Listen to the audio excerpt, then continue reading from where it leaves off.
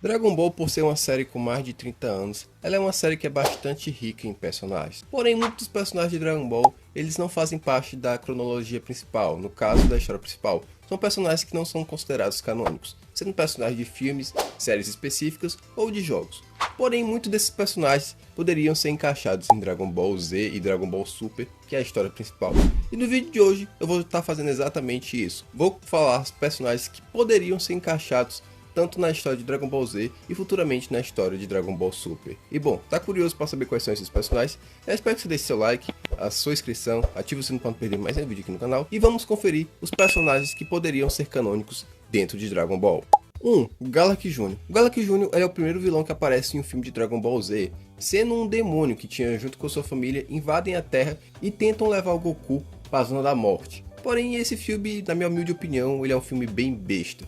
Só que tem uma coisa interessante desse filme, que ele é um filme que é canonizado dentro de Dragon Ball Z, já que existe um arco filler entre a saga Freeza e a saga Cell, que é naquele meio tempo ali que o Goku tá para chegar do espaço, onde o Galak Jr. ele volta, ele acaba atacando ali os Guerreiros Z e boa parte dos humanos, transformando ele em uma espécie de vampiros, onde Piccolo, Kuririn e Gohan vão tentar derrotar o Galak Jr. E bom, justamente agora como lançou o Dragon Ball Daima, seria uma boa opção adicionar esse personagem, já que Dragon Ball Daima tá focando nesses lances de demônios. Então, como o Galak Jr. fazia parte da família do mal, que nem o Piccolo, e o Piccolo também a gente pode se considerar entre aspas como um demônio, então seria muito interessante a Toei futuramente canonizar o Galak Jr. ou falar que o Galak Jr. ele é um personagem oficial e canônico de Dragon Ball, já que dentro de Dragon Ball Z ele é canônico, ele é filler, mas é canônico. E como aconteceu com o Broly de ser um personagem de um filme, futuramente a Toei adaptou ele para ser um personagem canônico, era muito possível de fazer a mesma coisa com o Galak Jr.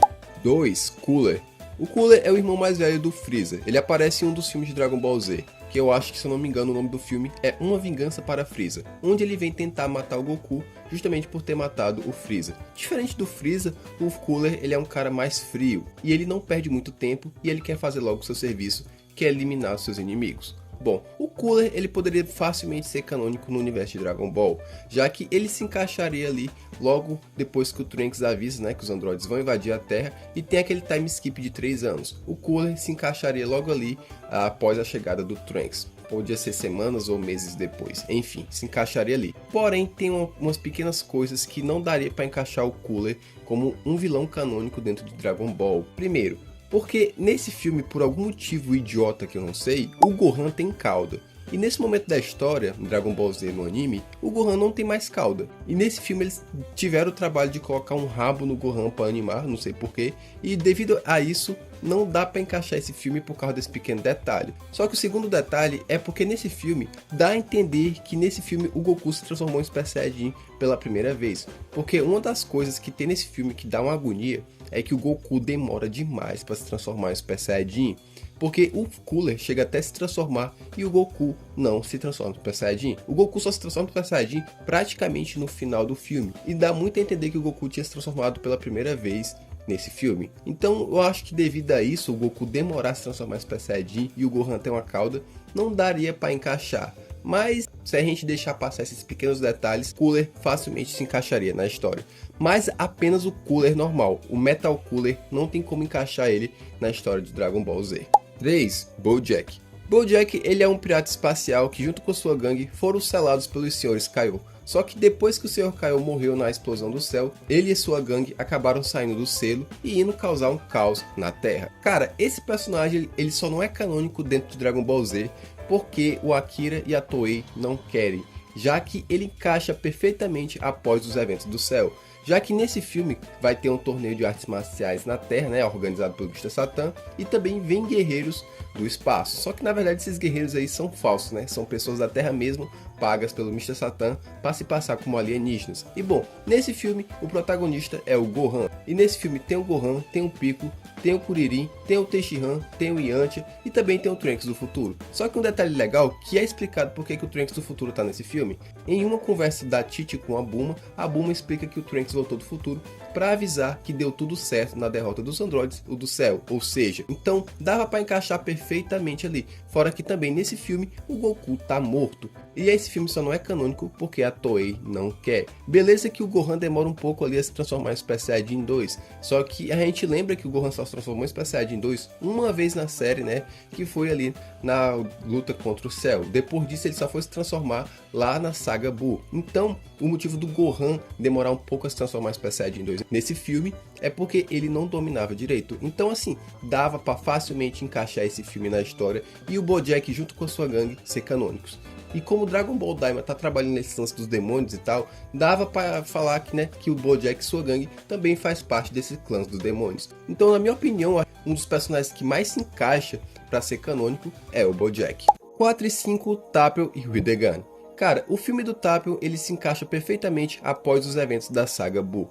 Porque tudo ali se encaixa bem direitinho, tem Gotenks, Goku e Vegeta estão vivos, então é um filme muito tranquilo de se encaixar ali naquele período após a derrota do Majin Buu. E é muito interessante nesse filme porque o Tapio ele não é um vilão. Porque assim, o problema do Tapio é que ele tem um monstro selado dentro dele, que é o Hildegan. Quando ele dorme, se eu não me engano, porque faz muito tempo que eu assisti esse filme, ele acaba despertando. Então o Tapio tem que tocar uma flauta para esse monstro voltar para dentro dele. E bom, seria muito legal se a Toei realmente deixasse esse filme canônico, justamente porque o Tapio, né, ele tem aquelas orelhinhas pontudas e como eu falei, Dragon Ball Daima agora tá adaptando esse negócio dos demônios. Então seria outra história muito interessante da Toei canonizar, né? E também porque meio que entre aspas explica aquela espada do Trunks, já que o Tapion dá pro Trunks, né, uma espada muito parecida com a espada que o Trunks do futuro usa. Não sei se é a mesma espada, mas é muito parecido. E bom, era um outro filme aí, muito fácil de ser encaixado. E o interessante é que o Tapion é um cara do bem, né? É muito raro aparecer em filmes personagens do bem fora os Guerreiros Z. Se eu não me engano, eu acho que o Tapion é o único personagem novo dos filmes, né, que é do bem, né? Que pelo menos é um personagem relevante. 6. Pai Gohan. Pai Gohan dentro de Dragon Ball Z ele é canônico, mas hoje em dia com Super dá a entender que o Pai Gohan ele não é mais um personagem canônico. O Pai Gohan ele aparece na saga Filler e aparece em um filme de Dragon Ball Z. Bom, na saga Filler, onde ele é canônico dentro de Dragon Ball Z, é após a saga Cell, que o Goku vai para o outro mundo e no mundo dos mortos, né, acaba tendo um torneio de artes marciais dos guerreiros mais fortes do universo que já morreram. E nesse torneio o Goku acaba enfrentando o Pai Gohan, que é um cara muito forte, que ele tem um nível ali próximo a de um Super Saiyajin 2. E cara, ele é um personagem muito interessante, até porque ele não é um vilão, ele é um cara do bem, é um guerreiro que já morreu. E o design do Pai Gohan eu acho muito legal, porque ele é bem diferente dos outros personagens que aparecem em Dragon Ball, que são do bem. Ele lembra um pouco ali o Piccolo por causa da cor verde, mas o design dele é bem legal. E a outra aparição do Pai Gohan é no filme de Dragon Ball Z, né, que é o filme do Janeiba, onde o Pai Gohan ajuda o Goku ali a lutar contra aquele Janeiba gordo. Só que essas são as únicas aparições desse personagem. Eu acho que o Pai Gohan deveria ser canonizado, já que ele é um personagem muito interessante e futuramente aparecer aí no mangá de Dragon Ball Super, mas até agora, infelizmente, o Pai Gohan não é canônico. 7. Baby. Mas Davi, o Baby, ele é um vilão de Dragon Ball GT e sabemos que Dragon Ball GT não é mais canônico. Sim, meu bem, eu sei que Dragon Ball hoje em dia não é mais canônico e a gente pode descartar ele. Só que seria muito interessante o Toyotaro pegar a ideia do Baby e futuramente adaptar em um arco de Dragon Ball Super, já que a história do Baby, rapaziada, é muito interessante esse lance dos Sulfurudins e deles terem criado um androide para tentar eliminar os Saiyajins. Eu acho muito interessante a saga do Baby, porque ela é uma saga que funciona e ela é uma saga bem diferente e até muito criativa para os padrões de Dragon Ball GT. Então, na minha opinião, seria muito interessante o Toyotaro futuramente adaptar isso em uma saga. Só que eu acho muito difícil, sabe por quê? Porque tem a saga Black e a saga Black tem um conceito parecido que a saga do Baby. Porque quem não se lembra, em Dragon Ball GT, o Baby ele acaba possuindo o corpo do Vegeta e colocando praticamente todos os Guerreiros Z contra o Goku. E na saga Black, o Zamasu acaba possuindo o corpo do Goku. Então meio que ia ter um conceito repetido, né? Do Baby, né, possuindo ou o corpo do Vegeta ou do Goku, ou até mesmo do Broly. Então já não seria tão interessante porque já foi apresentado isso antes na obra Dragon Ball de forma canônica. Então eu acho muito difícil o Baby ser algum dia trago como um personagem canônico. Possa ser que eu esteja errado, né? Possa ser que o Toyotaro queira trazer ele, mas eu acho muito difícil por conta desse conceito do Dragon Ball Super já ter trazido o Black. Mas seria muito interessante ele trazer uma história, né, onde todo mundo se revoltaria contra, sei lá, o Goku, contra o Vegeta, e fosse só um Guerreiro Z ali para tentar resolver toda aquela situação, igual como aconteceu no Dragon Ball GT. 8. Dragões Malignos. Cara, eu sei que Dragon Ball GT ele é bem cagado, mas uma ideia muito interessante fora o Baby também foi a ideia dos dragões malignos. Seria muito interessante que o Toyotaro também adaptasse isso em Dragon Ball Super, trazendo de volta os dragões malignos com relação com as esferas do dragão, já que as esferas do dragão são um item muito importante de Dragon Ball e muito abusado, né? A gente sabe que qualquer coisa que acontece, os caras usam as esferas do dragão.